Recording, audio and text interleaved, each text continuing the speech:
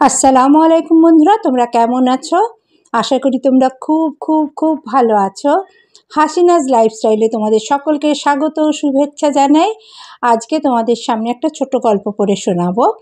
গল্পের নাম বৃষ্টি স্নান, লিখেছেন মোমো সাহা। গল্পের নাম বৃষ্টি স্নান, লেখিকা মোমো সাহা। শুরু করছি বন্ধুরা।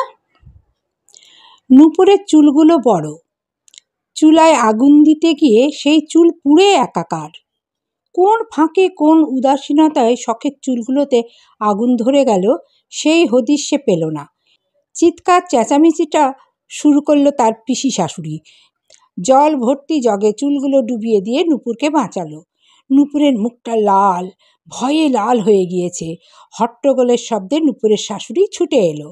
মধুবালা দেবী বউয়ের এমন বোকামোতে ভীষণ ক্ষেপে গেল, ভয়ঙ্কর চেঁচিয়ে উঠল, ওমা ওমা ওমা বউ, তুমি কি দেখে কাজ করো না? চুলে আগুন লাগিয়ে দিয়েছ? শরীর পুড়লে তো তোমার বাপের বাড়ির মানুষ বলতো আমরা আগুন লাগিয়ে মেরে ফেলেছি। এমন সর্বনাশ করো না আমাদের। নূপুর অনুরাগ শূন্য নয়নে তাকিয়ে রইল দূরে। উন্মনা কণ্ঠে বলল, সর্বনাশ করব না মা, চিন্তা করবেন না। আমি আমার বাদে কারো সর্বনাশ করিনি কখনো। মধুবালা দেবী পুত্রবধূর এহেন উদাসীনতায় বিরক্ত হলো। সেই বিরক্তি ছুটে গেল চোখে মুখে মিসাইলের গতিতে। কেমন ধরনের কথা বলো এসব? তোমার কথা শুনলে মানুষ বলবে তুমি কত দুঃখেই না আছো। তোমারে কত যন্ত্রণাই না আমরা দেই, দুঃখের পাহাড় বুকে। নূপুর হাসল। পাহাড় নেই বলছেন? মধুবালা দেবী কিছুটা থতমত খেল। কথা ঘুরিয়ে বলল, হয়েছে, আর সর্বনাশ করতে হবে না, যাও ঘরে। বাকি রান্না ঠাকুরজি শেষ করবে। হাঁটুর চুল পুড়ে পিঠে চলে এলো। আমার কত শখের চুল ছিল, আপনি তো জানতেন তাই না? তবুও আপনার কোনো হাপিত্যেশ নেই? কেবল আমার শরীর পুড়ে গেলে তার দায়ভার আপনাদের ঘাড়ে পড়বে বলে সব চিন্তা। আর আমার অন্তর যে পুড়ে ছাই সেবেলা। অন্তরের ফোসকা দেখা যায় না বলে তার দায় অস্বীকার করে ফেলেন তাই না?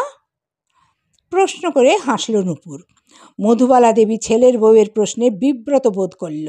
কথা আগানোর শব্দ না পেয়ে রান্নাঘর ত্যাগ করল।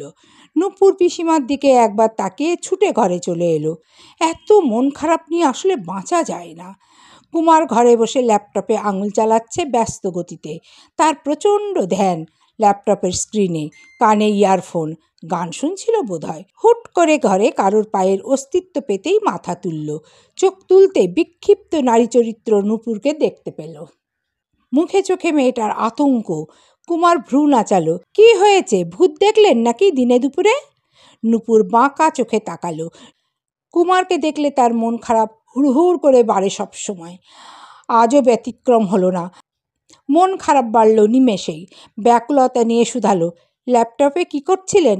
প্রাক্তনের ছবি দেখছিলেন? কুমার প্রকৃতপক্ষে কাজ করছিল। নিতান্তই একদম গোপনে মাঝে সাঝে সে প্রাক্তনের আইডি সার্চ করে ঘাঁটে। তা জানে নূপুর। তাই বলে সবসময় আইডিতে পড়ে থাকবে এমন ভাবাটা কি উচিত? মোটেও নয়। কুমারের কিঞ্চিত রাগ হলো, তাই রাগ ধরে রেখেই বলল, হ্যাঁ। নূপুরের ব্যাকুলতা মুষড়ে পড়ল। আহত চোখে তাকিয়ে রইল অনেকক্ষণ। কুমার মুখ ঘুরিয়ে আবার ল্যাপটপের স্ক্রিনে চোখ নিবদ্ধ করল। নূপুর আনমনে কি যেন ভাবল, তারপর আসক্তিহীন গলায় বলল, আপনার আমার মাঝে সবচেয়ে বেশি পছন্দের জিনিস কি? আমার চুলগুলো, তাই না?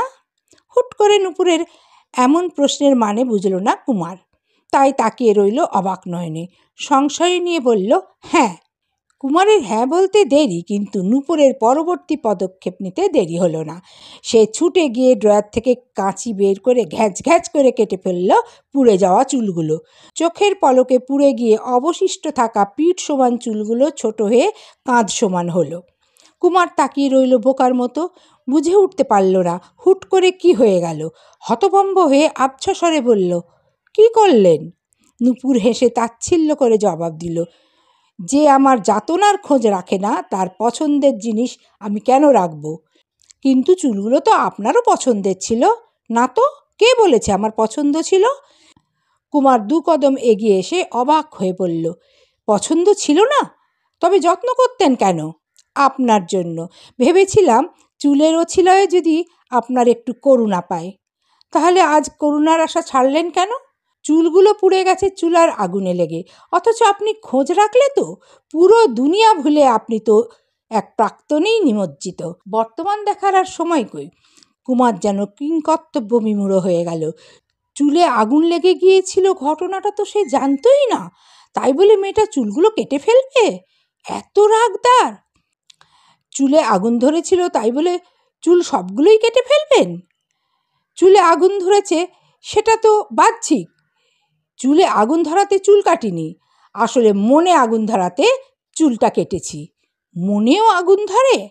আপনার মতন স্বামী পেলে ধরেই। আমার মতন স্বামী পেয়ে আপনার অনেক দুঃখ, তাই না? তার বলতে, যার জীবনে অতীত বড় তার জীবনে কখনোই তো আমি আসতে চাইনি। আমি কি কখনো আপনার সামনে অতীতকে এত বেশি প্রাধান্য দিয়েছিলাম? কেন তাহলে অভিযোগ? কথার ঘাত প্রতিঘাতে আর এগোলো না নূপুর, কেবল চুলগুলো ফ্লোরে ফেলে দিয়ে বিবশ কণ্ঠে বলল, কাকে প্রাধান্য দিবেন আর কাকে দিবেন না তা যদিও আপনার ব্যাপার, তবুও আপনি আমায় বাদে আর কাউকে প্রাধান্য দিলে আমার খারাপ লাগে, নিজেকে ছোট লাগে।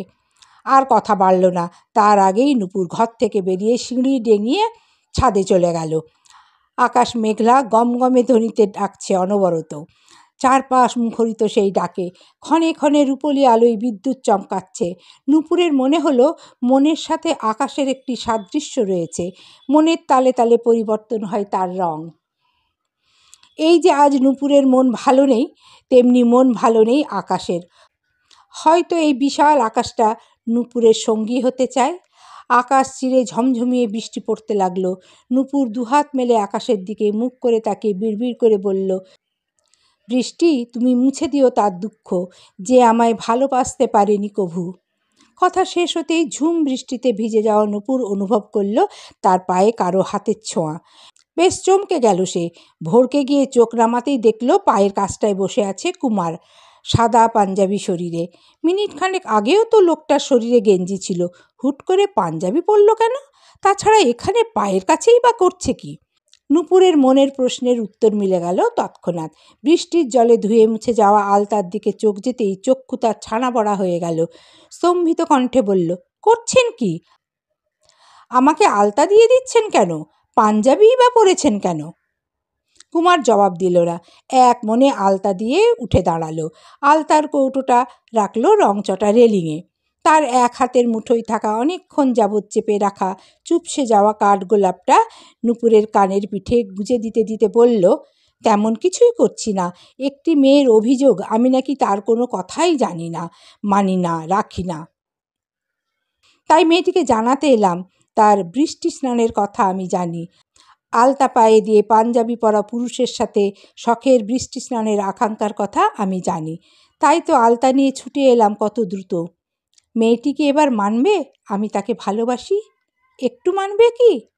দূরে বজ্রপাত হলো, কেঁপে উঠল নূপুরের দেহ। শাড়ি ভিজে লেপ্টে গেছে শরীরে। বৃষ্টির জল ভীষণ ঠান্ডা লাগছে যেন হুট করেই।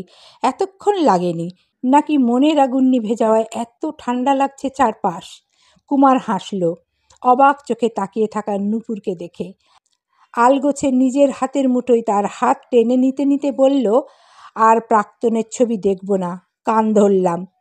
এবার চুলগুলোর যত্ন কেবল নিজের জন্য নেবেন, কেমন? কারণ আমি আপনাকে ভালোবাসি, কেবল চুলগুলোকে নয়, পুরো আপনাকেই ভালোবাসি। সমাপ্ত। বন্ধুরা, তোমাদের যদি গল্পটা ভালো লেগে থাকে তাহলে লাইক, কমেন্ট, শেয়ার করো। নতুন হলে সাবস্ক্রাইব করতে কিন্তু ভুলো না। অফুরন্ত স্নেহ, ভালোবাসা, শ্রদ্ধা জানিয়ে এখানেই শেষ করছি।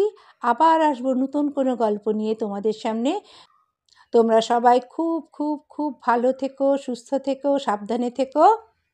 আল্লাহ হাফিজ।